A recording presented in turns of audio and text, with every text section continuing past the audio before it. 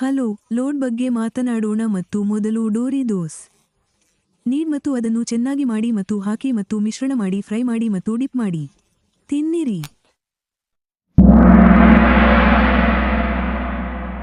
ಹಿಟೋಸ್ ಮೊಟರೆಲ್ಲಾ cheese socks ಬಗ್ಗೆ 3, 2, 1 store need ದೋಸ್ need ಮತ್ತು ಅದನ್ನು ಚೆನ್ನಾಗಿ ಮಾಡಿ ಮತ್ತು ಹಾಕಿ ಮತ್ತು ಮಿಶ್ರಣ ಮಾಡಿ ಫ್ರೈ ಮಾಡಿ ಮತ್ತು ಡಿಪ್ ಮಾಡಿ ತಿನ್ನಿರಿ.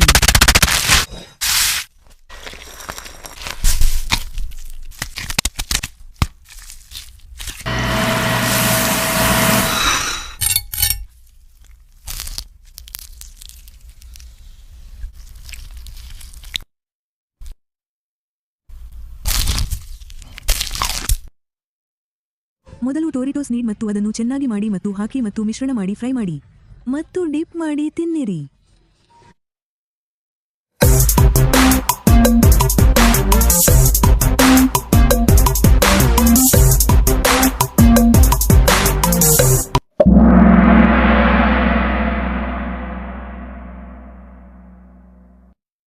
ಇವು ಮೊದಲು ನೀಡ್ ದೋಸ್ ನೀಡ್